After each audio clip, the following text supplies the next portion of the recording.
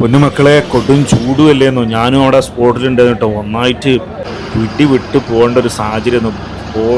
ഇതെന്താന്നുള്ളത് നിങ്ങൾ കാണി. ഞാൻ കൂടുതൽ പറയണില്ല, നേരിട്ടാണ്ട് കാണി. ഞാനൊക്കെ തടി എടുത്തത് ഇങ്ങനെ എനിക്ക് അറിയില്ല. കൈ കാലം വിറക്കിയെന്നു.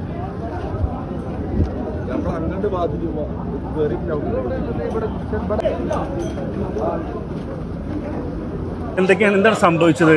അത് ഇവിടെ പെട്ടെന്നുണ്ടായ ഒരു ജുമാ കഴിഞ്ഞതിന് ശേഷമുള്ള ഒരു തീപിടുത്തമാണ്. പള്ളിയിലൊക്കെ ആളുകളുണ്ടായിരുന്നു. എല്ലാവരും പോയതിന് ശേഷം ഇവരെല്ലാം ജുമാക്ക് അടച്ചതായിരുന്നു കട. പ്രത്യേകിച്ച് വെള്ളിയാഴ്ച ഇവിടെ കട തുറക്കാറില്ല. ഇപ്പോൾ ബെസ്റ്റുമായി ബന്ധപ്പെട്ടിട്ട് ഇവിടെ ഇളവുണ്ട് കമ്മിറ്റിയിൽ. അപ്പോൾ അതുമായി ബന്ധപ്പെട്ട് ഞാനും ഇവിടെ ഒരു ആവശ്യമായിട്ട് വന്നപ്പോഴാണ് ഈ ഒരു തീപിടുത്തം ഇവിടുന്ന് പോയി വരുന്ന കണ്ടപ്പോൾ ഞാനും ഇവിടെ കൂടെ നിന്നുകൊണ്ട് പെട്ടെന്ന് ഫയർഫോഴ്സിന്റെ വിവരം അറിയിക്കുകയും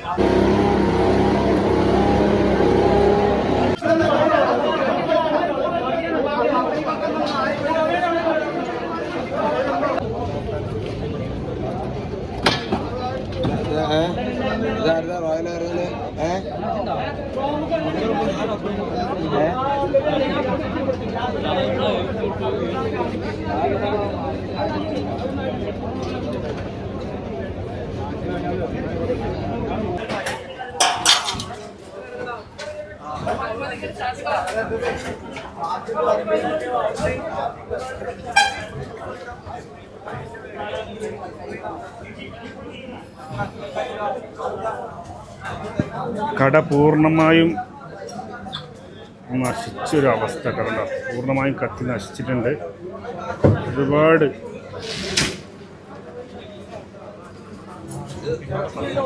വലിയൊരു തീപിടുത്തം നമ്മൾ ഒഴിവായത്. ഒന്നോ രണ്ടോ കടകൾക്ക് മാത്രമേ ബാധിച്ചിട്ടുള്ളൂ. ബാക്കിയെല്ലാം നമ്മൾ ഫയർഫോഴ്സിന്റെ സഹായം കൊണ്ട് അത് കെടുത്താൻ സഹായിച്ചു. ഞാൻ അതിന്റെ മൊബൈൽ ഫോൺ വ്യാപാര സമിതിയുടെ സംസ്ഥാന വൈസ് പ്രസിഡന്റും കൂടിയാണ്. ആ സമയത്ത് ഇവിടെ എത്തിയത് കൊണ്ട് എനിക്ക് ആ കാര്യങ്ങൾ ഇടപെടണം. ഇനി സർക്കാരുമായി ബന്ധപ്പെട്ടുകൊണ്ട് എന്തെങ്കിലും നഷ്ടപരിഹാരം വാങ്ങിക്കൊടുക്കാനുള്ള ഞങ്ങളുടെ ഭാഗത്തു നിന്ന് ഇടപെടലുണ്ടാവും. ഏകദേശം എത്ര ലക്ഷങ്ങൾ നഷ്ടങ്ങൾ? ഇപ്പോൾ ഓരോരോ കടകൾക്കും കൂട്ടുകയാണെങ്കിൽ ഒരു 10-15 ലക്ഷം റുപ്യേന്റെ നഷ്ടം സംഭവിച്ചിട്ടുണ്ട്. ഒരു കടക്ക് പൂർണ്ണമായും കത്തി നശിച്ചിട്ടുണ്ട്. ബാക്കിയുള്ളതൊക്കെ ഭാഗികമായിട്ടുള്ളതാണ്. അതിൻ്റെ സഹായങ്ങൾ ഗവൺമെന്റ് സ്ഥലത്ത് നിന്ന് കിട്ടുകയാണെങ്കിൽ വാങ്ങിക്കൊടുക്കണം.